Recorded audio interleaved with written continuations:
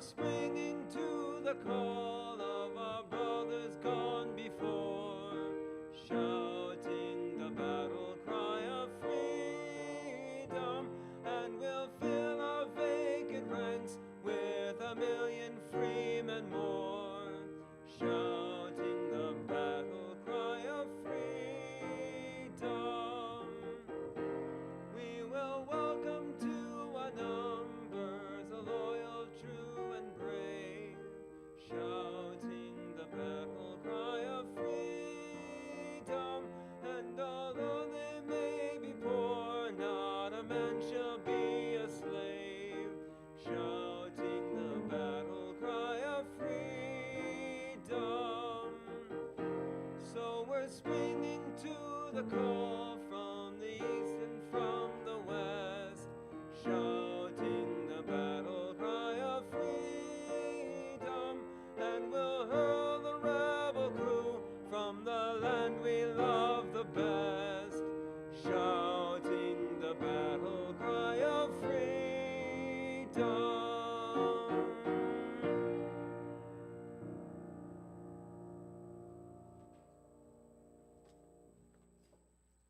That was Dan Garrix. He's our music director. Thank you, Dan. My name is Harold Ford, and good morning, everybody. Bonjour, buenos dias, good morning, and welcome to the Unitarian Universalist congregation of Flint. If you'd like more information about UUism, please contact one of our ministers. I see some new faces in the congregation this morning. They're sitting right there. Reverend Lynn and Jerry Kerr, co-minister team. Or you can pick up information in the literature rack. Or you can go online. Everything's online these days in terms of information, isn't it? So I've been a member of this UU congregation for more than 40 years. And I want to share with you this morning briefly that I've been challenged by this holiday, the 4th of July, for a long time, as a progressive, as a UU, and as a student of history, and that I've been allowed a few moments up here to make some comments should tell you a little bit about our faith tradition. This is a free and open pulpit. And there are a lot of faith traditions that do not have that available to them. It's a cornerstone of our faith tradition.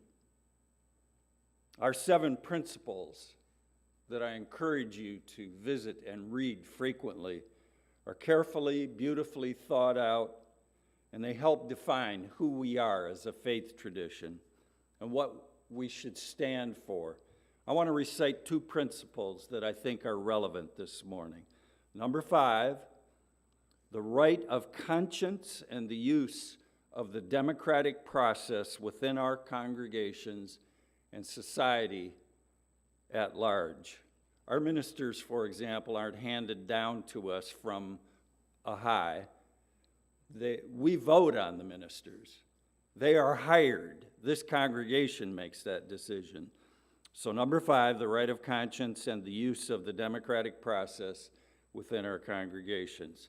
And number 6, the goal of world community with peace, liberty, and justice for all. But friends, our nation is at a crossroads, I believe, right now. We're teetering on the edge of fascism. Those 2 principles that I just read and many other democratic principles that we believe in, principles so dear to us in this progressive faith tradition, are under siege. Progressive values too often are not winning the day right now. Reproductive rights, voting rights, responsible efforts in response to climate change, guidelines separating church and state are all being rolled back at the moment. And a substantial segment of our nation believes our election was stolen when it wasn't, and rejects science and medicine in the favor of witch doctors and kookiness. We here in this faith tradition, if we believe what we say, if we believe in our principles, we've got some work to do. This is a time for announcements. I have 4 of them, and perhaps someone else has an announcement when I finish. There will be an online coffee hour right after our service today, following the discussion for those people who are watching us remotely, and anybody else who wants to participate. You might find some friends out there, the hand workers or someone else who might be online. By the way, at the end of the service, feel free to leave. You can leave anytime you want to, frankly. And there is a talkback session at the end of the service. This is going to be the Kerr's last service in July. They're going to take a break. They're going to be on vacation and study leave the rest of the month. They'll be back in August. And should you need immediate assistance with anything that our ministers might provide, please contact our moderator, Sue Owen Kinsey. Is Sue here this morning? Sound room, and you will find her contact information online, I'm sure. 2 other announcements. After the last congregational meeting a few weeks ago, a work group was organized with the task of gathering information as to costs, aesthetics, and other considerations to make our facility more user-friendly, more accessible. Now, originally it was thought it would be completed in time to have a congregational vote by the end of this month, by the end of July, but I've been informed now that it will take longer than expected, and so there will be no congregational meeting at the end of July. It'll be announced as soon as the information is available. I know those folks are working hard to make good decisions based on good research. And final announcement is best wishes to Jennifer Howard, Sheila Smith. That dreaded virus is still among us. They're both recovering. And happy birthday to Sheila. And if you didn't know, if you were invited to Sheila's birthday celebration, it will not take place.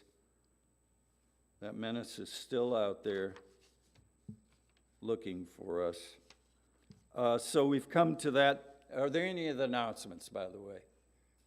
Seeing none, we're going to move to the chalice lighting. Reverend Lynn will light the chalice, and I'm going to read these words by Steve Stock. We light this chalice to affirm and reaffirm the historic pledge of liberal religion to seek that justice which transcends mere legality and moves toward the resolution of true equality, and to share that love which is ultimately beyond even our cherished reason, that love which unites us. And now, if you will, join with me in reading the words of our covenant, recognizing the richness of diversity, the beauty and wonder of shared worship, and the transforming power of love and service. We gather as a sacred, intentional community to freely seek knowledge and truth, to celebrate the fullness of life, and by our actions to increase goodness and justice. Good morning again. Bonjour. Buenos dias.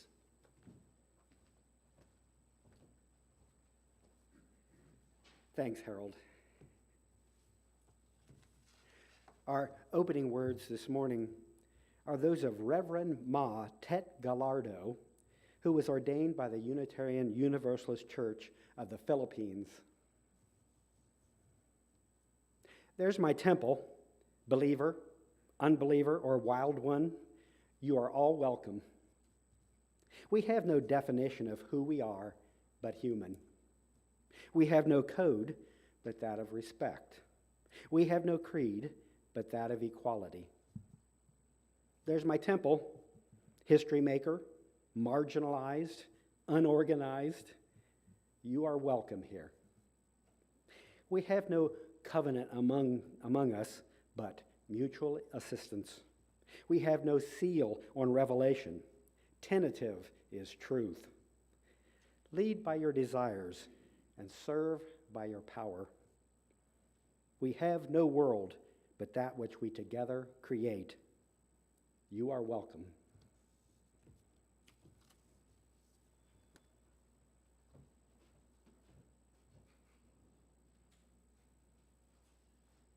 Please stand if you feel like it. And if you're able. Either way, sing along joyfully or don't.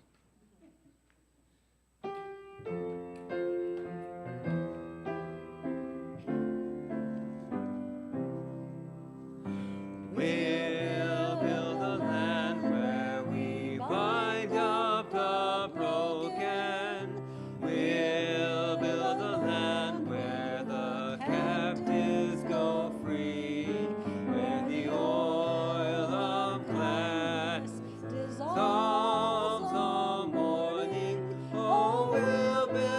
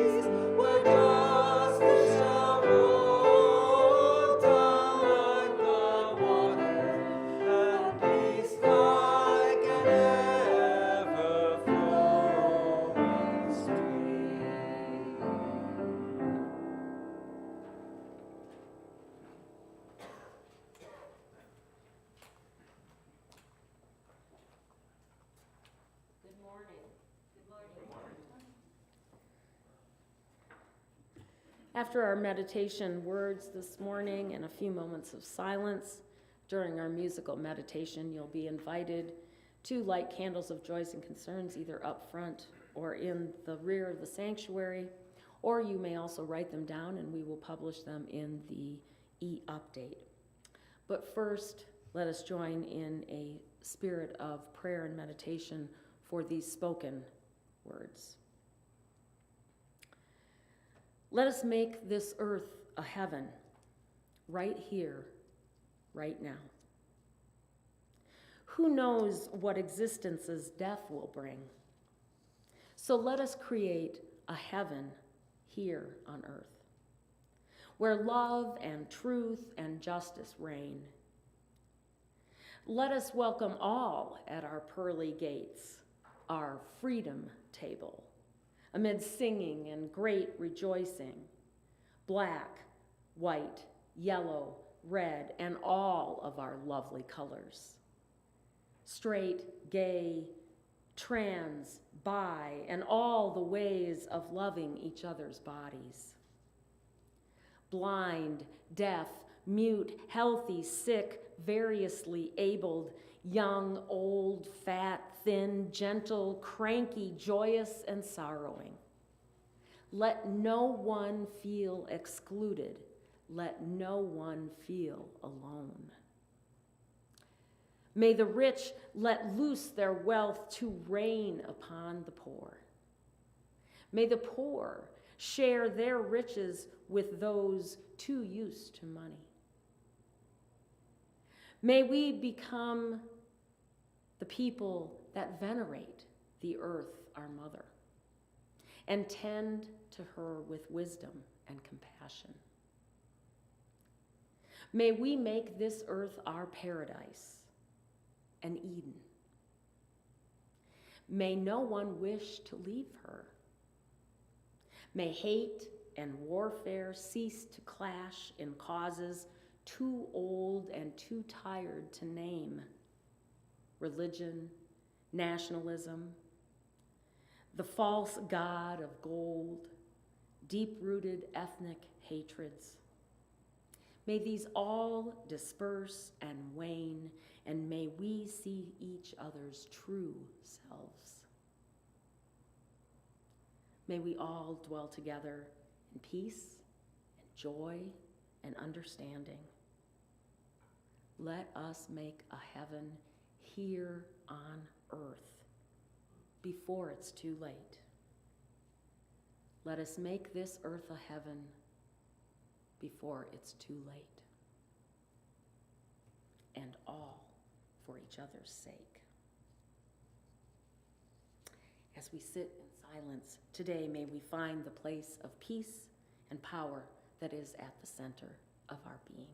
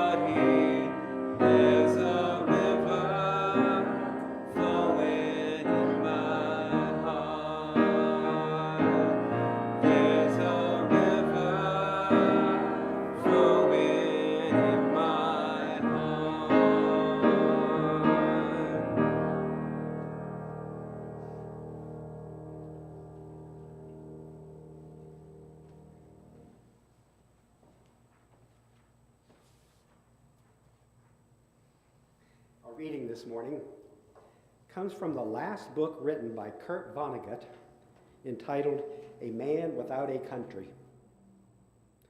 Written in 2005 in the midst of the war on Iraq and subtitled A Memoir of Life in George Bush's America.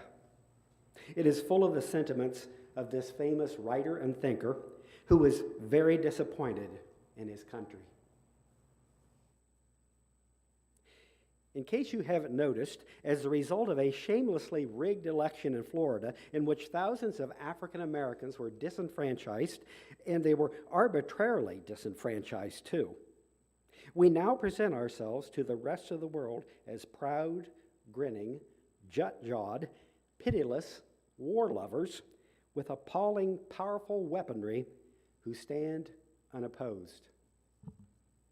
In case you haven't noticed, we are now as feared and hated all over the world as the Nazis once were, and with good reason. In case you haven't noticed, our unelected leaders have dehumanized millions and millions of human beings simply because of their religion and race. We wound them and kill them and torture them and imprison them all we want. Piece of cake. In case you haven't noticed, we also dehumanize our own soldiers, and not because of their religion or race, but because of their low social class. Send them anywhere. Make them do anything. Piece of cake. Before we attacked Iraq, the majestic New York Times guaranteed there were weapons of mass destruction there. Albert Einstein and Mark Twain gave up on the human race at the end of their lives, even though Mark Twain hadn't even seen the First World War. War is now a form of TV entertainment, and what made the First World War so particularly entertaining were two American inventions, barbed wire and the machine gun. Shrapnel was invented by an Englishman of the same name. Don't you wish you could have something named after you? Like my distinct betters, Einstein and Twain, I now give up on people too. I'm a veteran of the Second World War, and I have to say, this is not the first time I surrendered to a pitiless war machine. My last words? Life is no way to treat an animal, not even a mouse. Napalm came from Harvard. Ah, veritas, truth. Our president is a Christian, so is Adolf Hitler.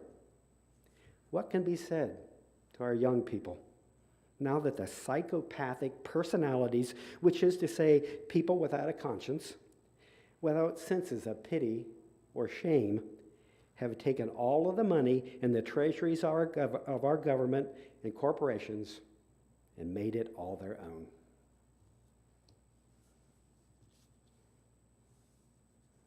Just a brief note. Our next music was a war protest song originally during the Vietnam War, and it contains a not very bad cuss word, as well as the ironic phrase, "Whoopee, we're all gonna die." So those of you viewing from home, if you'd like to take a break with your kids, the song only lasts 3 or 4 minutes.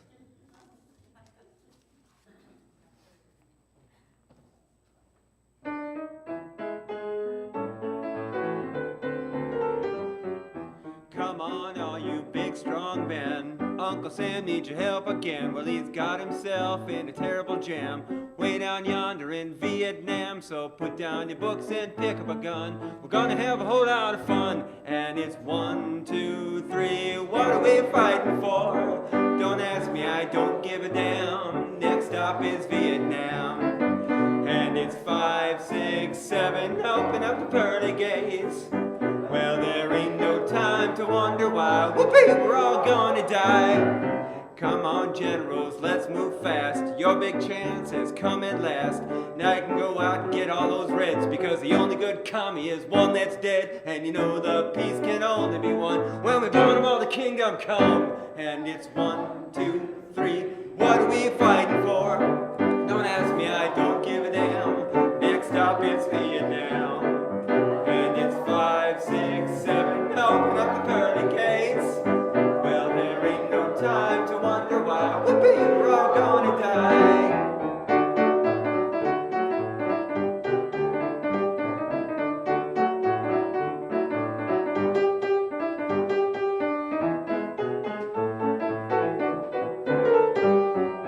Come on, Wall Street, don't be slow. I'll man this war a go-go. There's a lot of good money to be made by supplying the army with the tools of our trade. Just hope and pray that if they drop the bomb, they drop it on the Viet Cong. And it's 1, 2, 3. Oh, what are we fighting for? Don't ask me, I don't give a damn. Next stop is Vietnam. And it's 5, 6, 7. Open up the pearly gates. Well, there ain't no time to wonder why. Whoopee, we're all gonna die. Come on, mothers, throughout the land, pack your boys off to Vietnam. Come on, fathers, don't hesitate. You gotta send your sons off before it's too late. You could be the first ones in your block to have your boy come home in a box. And it's 1, 2, 3. What are we fighting for? Don't ask me, I don't give a damn. Next stop is Vietnam. And it's 5, 6, 7. Open up the pearly gates. Well, there ain't no time to wonder why. Whoopee, we're all gonna die.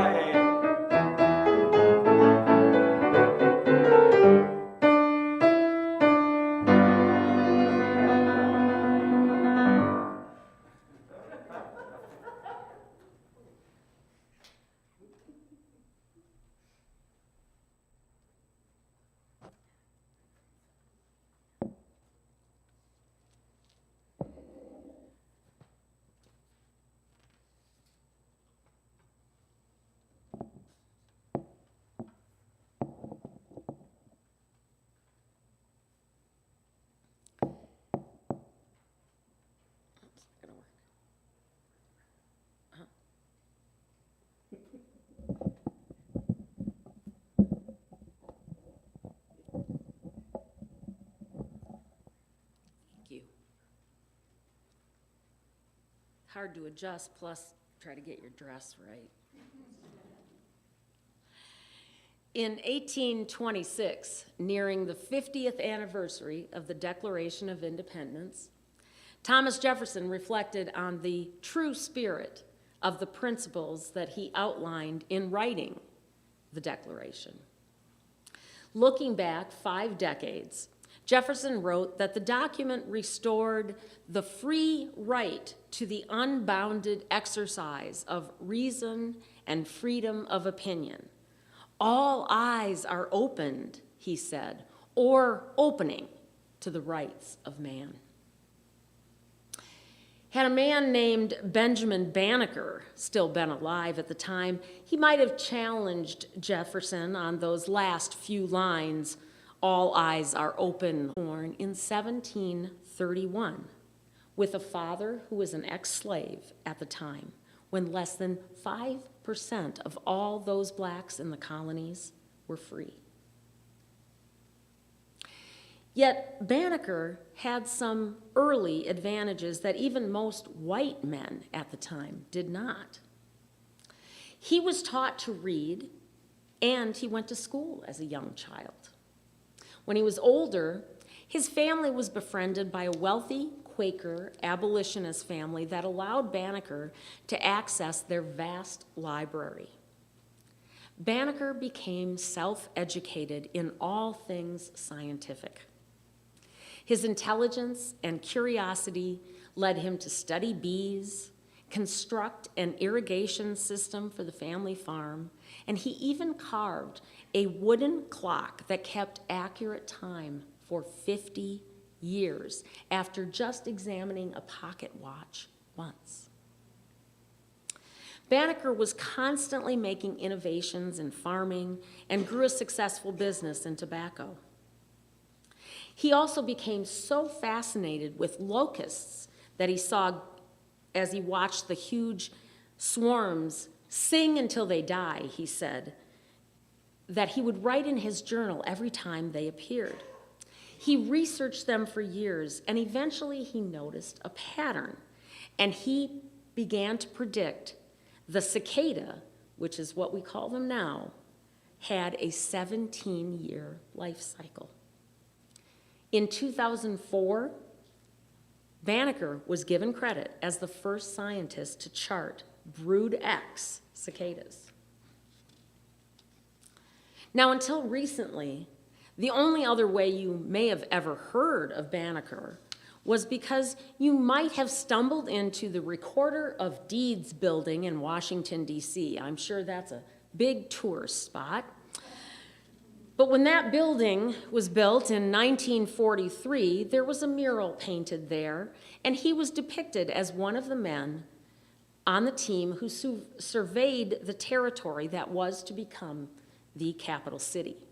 That was surveyed in 1791. Now, any of these accomplishments would be impressive, but Banneker isn't even known, really, for any of these things. And I doubt I would have ever heard of him had I not recently visited the Smithsonian National Museum of African American History and Culture.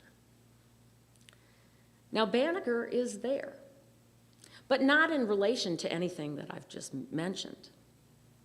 But he is an important figure to our theme today because of this man, Thomas Jefferson.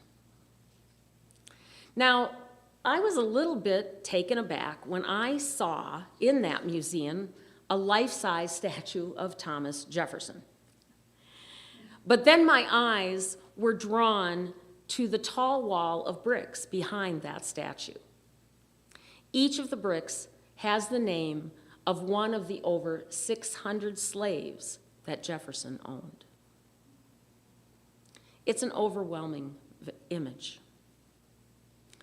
Due to Jefferson's prominence in our American history, everything on his plantation was preserved.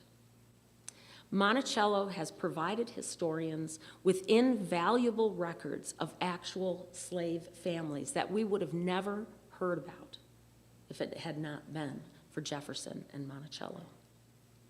Some of the items from Monticello are displayed at the museum. Standing there, it's difficult to reconcile Jefferson, the rusted shackles, and the new era of freedom that was promised in 1776. The revolution was meant to inspire all people living under oppression all over the world. But nothing changed for those 600 people living in Monticello. Jefferson had pronounced that the inalienable rights this new America had declared would lead the way for equality to prevail over inequality. The public Jefferson speaks against oppression, at least as an ideal, yet. As thousands of visitors file past, his inspiring words of freedom, rights, humanity, and equality float past our eyes. But I wondered how many ears ring with hands up, don't shoot, and I can't breathe. I saw how this founding father could have just been seen as just another mother. My thought was that as Jefferson blended in with those 600 bricks. Couldn't Jefferson see how it looked? I wondered. But then Benjamin Banneker came into view, and Banneker was able to ask the man himself. Literally. There is a statue of Banneker very close to Jefferson in the museum, And you kind of go, whoa, who's this? Well, now I've told you. But that's not the best part. First, let me tell you a little bit more about Banneker. He wrote an almanac in 1792. Now, those were common in those days. Books weren't, but almanacs were. They gave farmers weather forecast, tide tables, eclipse dates, and they usually included things like household hints and a little bit of prose and maybe some poetry. Banneker specialized in all of those scientific areas, so it was a natural thing for him to decide to publish. But to make his almanac stand out from all the others, besides the fact that it was written by a free black man, he included political essays and abolitionist commentaries in his. Then, just to add a little flavor, he decided to send, sure of his scientific accuracy and somewhat confident of the sympathetic ear of the intended reader, Banneker sat back and waited for a reply from Jefferson.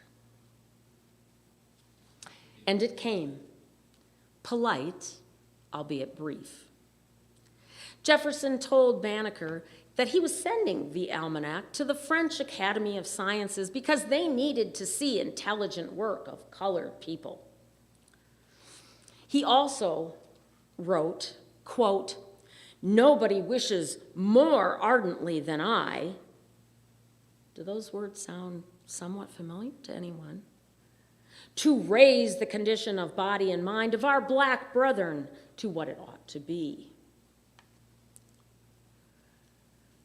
Jefferson later said in a letter to a friend that he rather doubted that Banneker wrote the letter or the almanac without any help. Banneker's letter is the only accusation of record ever to be made of Jefferson in his lifetime about slavery.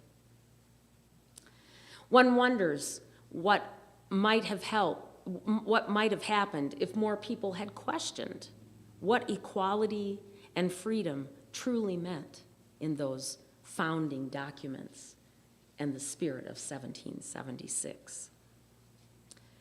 Banneker shared Jefferson's letter with abolitionists and his own, and included them in his next almanac.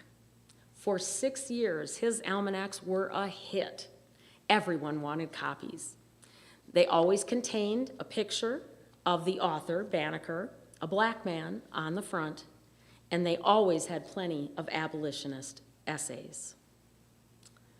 Banneker never married and lived the rest of his life on the family farm, which was turned into a park and a museum in 1998, and a replica of his cabin stands there today.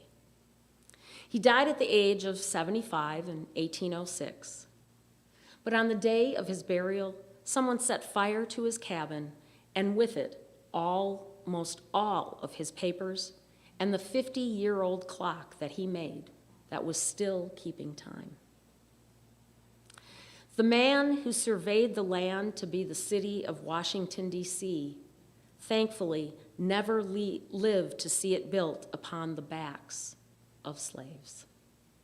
And the man who couldn't really define freedom outlived him and never had to define it at all.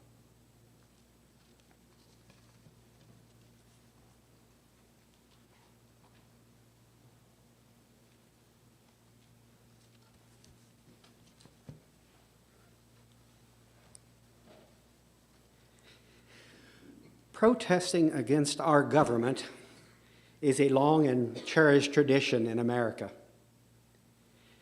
I'm guessing that in 1967 and in the following years, many of you watching today sang the "Fixing to Die" rag with gusto. Its irony was a powerful anti-war weapon. On this 4th of July Eve, with so many new things, so very worthy of protest, it might be a good time to ask, what were the hopes of our founders? What was the spirit, or even the spirits, of 1776? Many of us want to celebrate America the Beautiful, but that means understanding the hoped-for ideals of the founders. The reality of what we have now does not wave our flags much. You don't have to look very far to find the idea, the spirit that moved the majority of colonists to fight a war against the world's greatest army, that of Great Britain. Of course, in the years before 1776, many colonists did not want to be free from England. Many older colonists had business links with Great Britain, and they were doing fine. So why start a war, they asked. But then, a well-educated political activist and revolutionary brought to America by Benjamin Franklin wrote a pamphlet. It was a protest pamphlet, really, protesting the abuses of hereditary monarchies and supporting the colony's independence from his own country, Great Britain. His name was Thomas Paine, and his 47-page pamphlet was entitled Common Sense. Thomas Paine had many good reasons to want to get rid of a king. His England, his England was a country of cruel income disparity. Half of the population lived either at subsistence or bare survival level. Paine was from a struggling middle-class family and a member of an Anglican church vestry whose responsibilities included collecting taxes and tithes he would then distribute among the poor. He became a tax collection officer in London, and then Paine joined other officers asking Parliament for better pay and working conditions, a very unpopular thing for a civil servant to do. He wrote a 12-page pamphlet supporting this reform, his first political work, and spent the London winter distributing all 4,000 copies by himself. He handed it to everyone he could, including members of Parliament. He missed so much work due to his reform efforts that he was fired from his job, and his humble tobacco shop failed as well. Paine had to sell everything he owned to avoid debtor's prison, an ever-present, absurd institution in a country that first made people poor by taking all their land and then put them in prison for being poor. Paine decided to try his luck in the New World, and with the help of Benjamin Franklin, he made it to the colonies where his writing skills earned him a job at the Pennsylvania Magazine. He soon published an unsigned abolitionist essay that attacked slavery as an execrable commerce and an outrage against humanity and justice.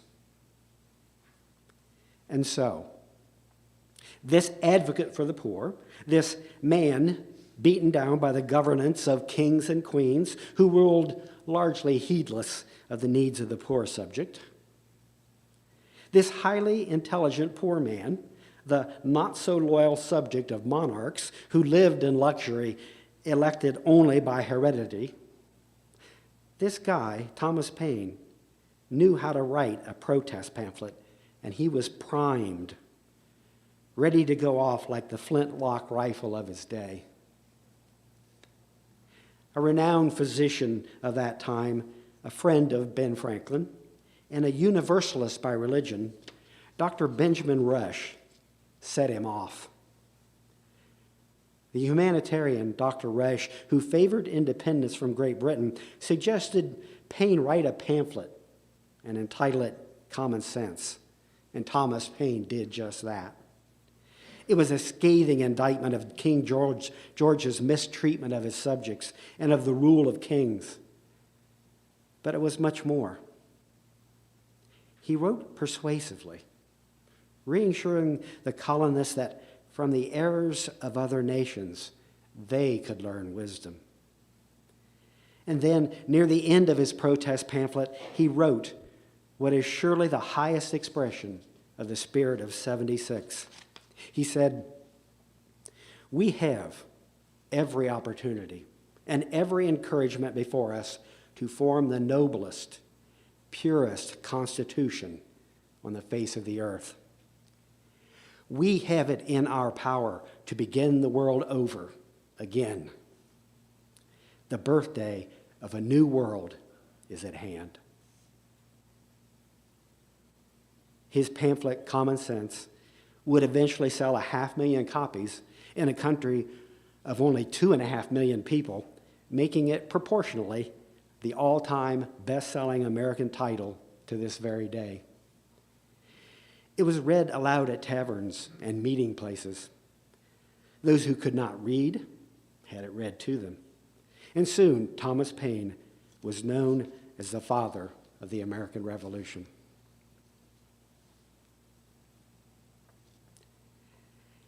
As some of you know, Lynn and I traveled to Washington, D.C. recently for the Poor People's Campaign, also known as the PPC. We were there in D.C. for 3 days, and if you want to do a walking meditation on the subject of the spirit of 1776 versus the spirit of 2022, D.C. is the place to do that meditation.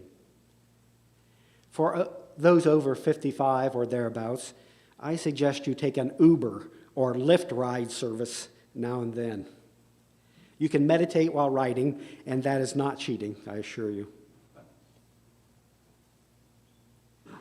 After spending the better part of the day at the rally, we trudged back towards our bus pickup point. It was a long walk, and so we had to rest at a Starbucks coffee shop, practically in the shadow of the imposing National Archives building. The National Archives is, of course, the Greek temple that enshrines holy American documents, some of which demonstrate our high ideals, while others do not. Both kinds are there, including the White House audio tapes of President Nixon's endless Watergate profanity. Now, caffeine is legal, even Starbucks caffeine, and is an accepted way of staying awake while meditating in D.C. and on our crazy country that we have, or for staying awake after a sleepless bus trip. So I had a tall latte with no sweetener. Then while Lynn was texting our son, I saw in the distance a bunch of people in red shirts marching together, some of them carrying red flags. A few minutes later, I saw more people in red marching in the distance and then disappearing. I was pretty comfortable there, drinking my coffee, but I decided to go over there where the marchers disappeared into the shade near the Archives building. I thought I would find over the rise a big statue of some Civil War general that I could study, but no. Instead, I came upon a gathering of those red-shirted people, and it turned out they were the Young Communist League of the Communist Party of the USA. There was 100-some people in red shirts, flags flying, listening to speeches. Cool, I thought. Here are young people protesting this country, a country that recently elected the strangest possible super capitalist to their highest office. I was very sure that every one of them was smarter than our now former president, and I was sure they knew that too. Then I turned and saw behind me, to my surprise, another 100 or so people in purple shirts, all of them black men, standing in straight ranks and at attention. I learned from the communist youth group members that the guys in purple were known as the Israel United in Christ. It is a Christian group that claims Africans and Hispanics must learn the truth. They are the lost tribe of the nation of Israel. They are pacifists and pietistic and show their love of obedience to Jesus by standing at attention military style. For a brief moment, I thought these two groups were facing off, protesting each other. They were just that close. But then I realized, no, they were using the space that they no doubt reserved for their own demonstrations. They were there in the shadow of the temple of the National Archives to speak their minds. No matter what we might think of their beliefs, we can't deny that they were made in America, made to protest a nation's shortcomings, made all the more apparent by her glowing, unkept promises. Just 100 yards away in the archive rested the Declaration of Independence that Thomas Paine hoped would make the world over. Starbucks has strong coffee, I admit, but the surreal feeling I had standing in the midst of those protests did not come from caffeine. Without making too much of it, I felt like I was in a confusing story like Alice in Wonderland, but this was Old White Guy in Wonderland. My walking meditation had been a good one. The spirit of 2022, on that day in D.C., and now throughout America, is one of protest. I think there are two basic types of protests. One, protests to keep things just like they are, putting up with a little tyranny, assuming that people even have the vision to see the tyranny. The other kind of protest is just the opposite, and it wants to start the world over again and get it right this time. After the American Revolution, Thomas Paine went to France to help with that revolution too. His pamphlet, The Rights of Man, did for the French Revolution what his Common Sense did for the American Revolution. In both cases, his pen was mightier than the sword, mightier than the swords of the despots that needed to be dethroned. On this 4th of July, we look for solace and courage in the face of new tyranny. Tyranny disguised as returning to the good old days, no matter who it hurts. And we also look for our own way to celebrate our always amazing and beautiful, but sometimes foolish country. On this 4th of July, we know we almost had an unelected president take control of the White House. And we are also dealing with the tyrannical rule of 6 unelected Supreme Court judges. It may be hard to wave an American flag right now, but we don't have to celebrate what it is. We can instead celebrate the right to protest and use our common sense. We can celebrate that we have it in our power to begin the world over again. The birthday of a new world is always at hand.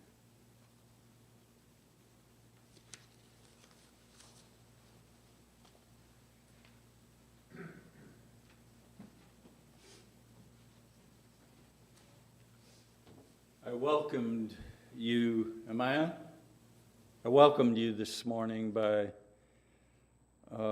talking about this open pulpit and our faith tradition being a free and responsible search for truth. Where else you going to go to get that kind of 4th of July message or Sunday morning message? Thank you, Reverend Lynn, Reverend Jerry. At what other church or faith tradition are you going to hear Country Joe McDonald and his anti-Vietnam War anthem? And by the way, with the dreaded D word that you spoke about, I have the Woodstock album, and he introduces that song with a chant with the dreaded F word.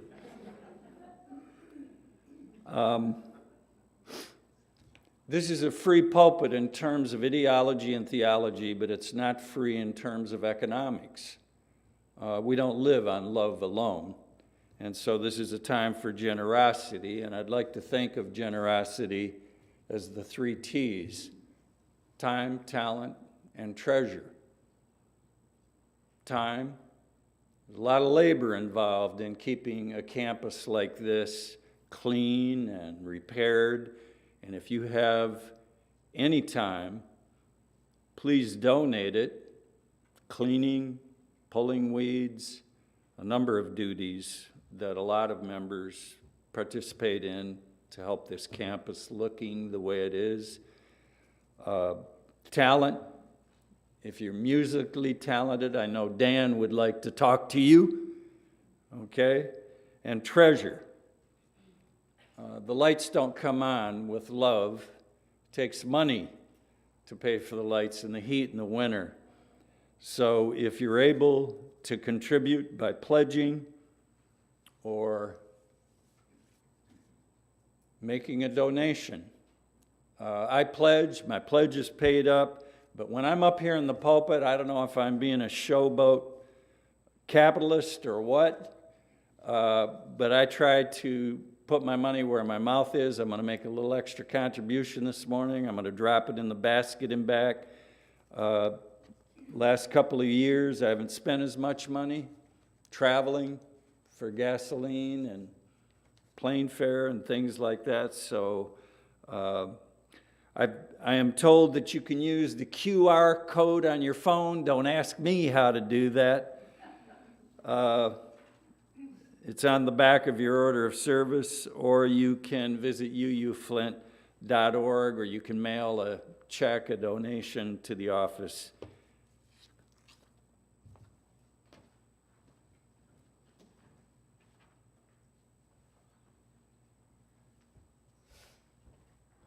Thanks, Harold. We have gathered holding a common value, that the glory of this country rests first and foremost in its diversity. We ask today for a blessing on this nation and pledge our voice in support of moving closer and closer to freedom. All this in the name of those who have gone before and those who are yet to be.